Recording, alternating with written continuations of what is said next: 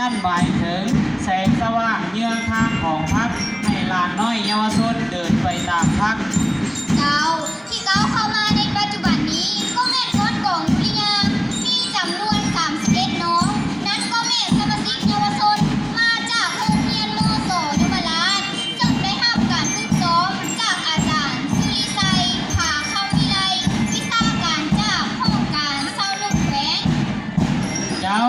ทัดก่อมาก่อแม่ทุกท่าทุกทัดทุกคิวซึ่งเป็นมหาชนจากโรงเรียนมศยมราชได้รับการฝึกซ้อมจากอาจารย์อนุสักดิ์รัฐจักรมาจากห้องการเศร้าลูกแหวงและอาจารย์พุทธาเทียนปัญญามาจากแผนกแถลงข่าววัฒนธรรมและท่องเที่ยวแขวงคำมวล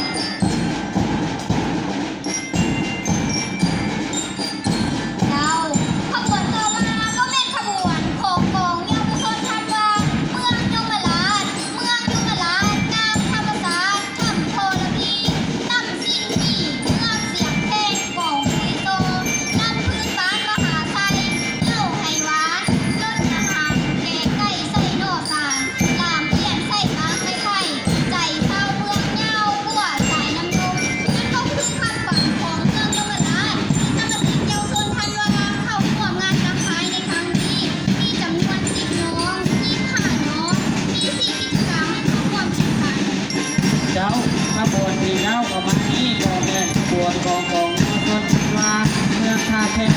อาณาสีม่วงกระบอกบูฮาสถานประวัติศาสตร์ชมวิวทัศนศึกษาหน้าเป็นดอกภูฐานกิจการพัฒนาเข้านำทัศนศึกษาเป็นอาหารชั้นไทยในความสำคัญได้อยู่แล้วอันนี้คือคำขวัญของท่าแพ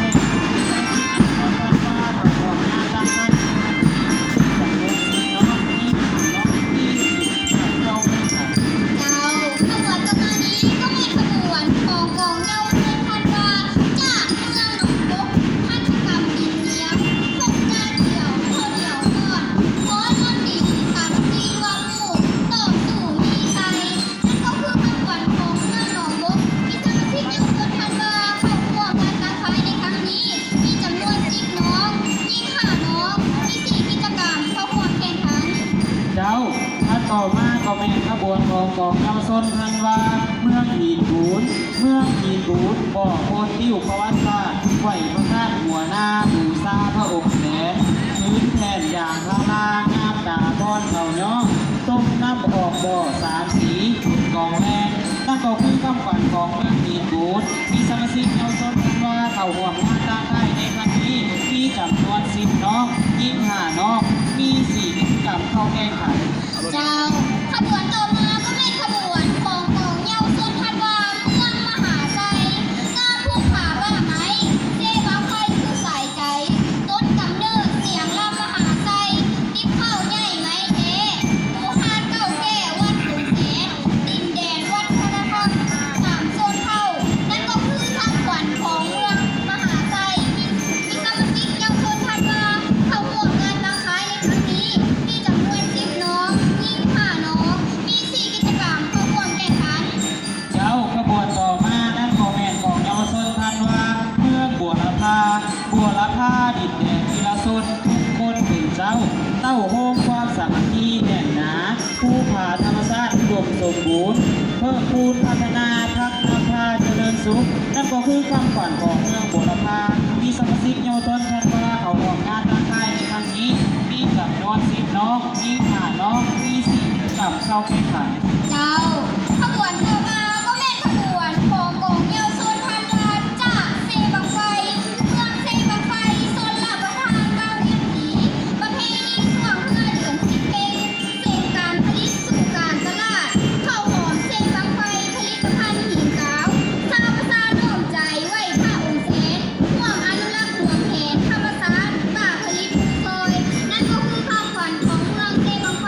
ที่สมาชิกเยาวชนธันวาเข้าร่วมงานตั้งค่ายในครั้งนี้มีจำนวน10น้อง25น้องมี4กิจกรรมเข้าร่วมแข่งขัน เจ้าขบวนต่อมาก็แม่นของเยาวชนธันวาเมืองนาไก่เมืองคูด่านช้างเมืองอ่างเมืองใสผ่าไหมมักขีเขียวกะดีดงหนาที่ว่าส ป่านานาพันธุ์ป่าแปลกสัญลักษณ์พิทักษ์คอยพิศลาดองค์อาจค่ายอนุเจ้าจิตเก่าพระองค์แสนดินแดนบุญทางบ้านร่องทำน้ำถึงศูนย์นั่นก็คือคำขวัญของเมืองนากายที่สมาชิกยังต้นกันว่าเราห่วงงานด้านในในครั้งนี้มีจำนวน10น้อง25น้องมี4กิจกรรมเข้าแข่งขัน เจ้าขบวนต่อมาก็เป็นขบวนของกองยาวชนพันวาจากเมืองไส่บัวทองเมืองไส่บัวทองกองเขาใหญ่ผาดอกทองวิไล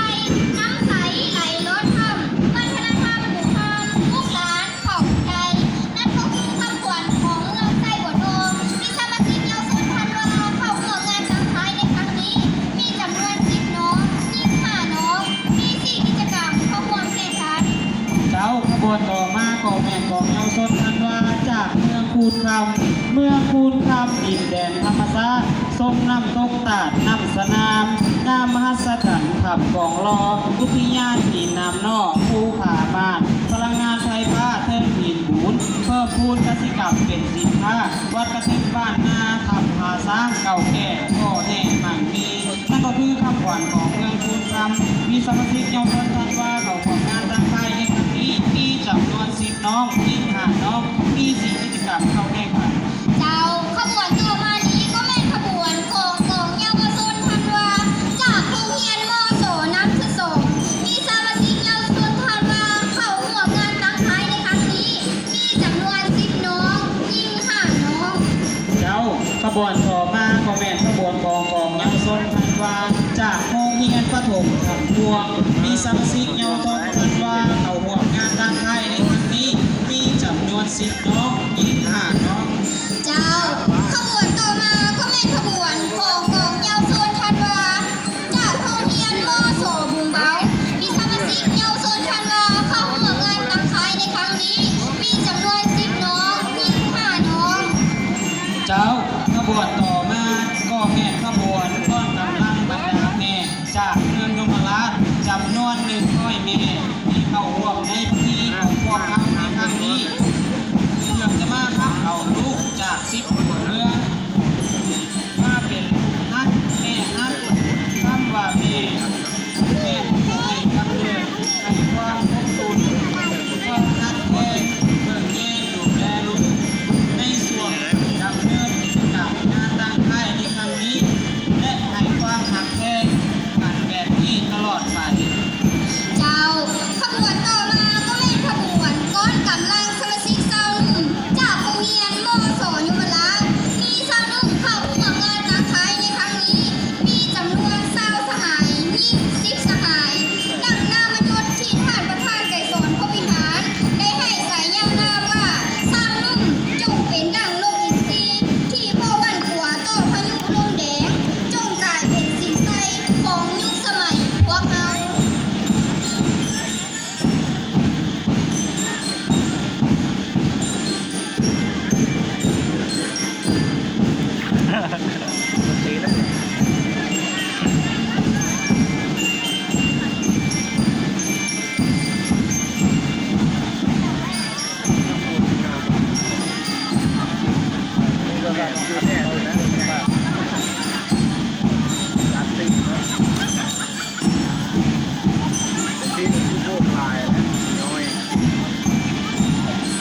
เริ่มจะปลาเมื่อจะตัวใดปุ๊บเนาะ จะน้อยแล้ว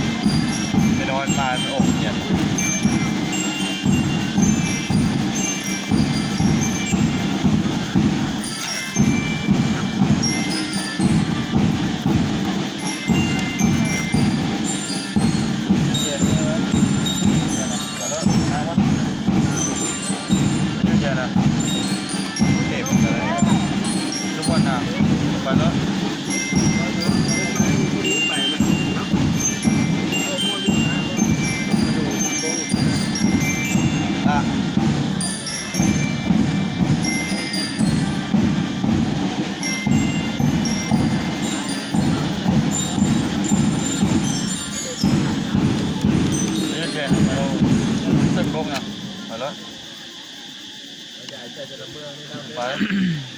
เจ้าแต่ละก้อนกำลังได้เข้าประจำที่เป็นที่เรียบร้อยแล้วคันสั้นวาระต่อไปขอเชิญสมาชิกเยาวชนขึ้นคลองแพแดงให้คณะประธาน ขอเฮียนเซิน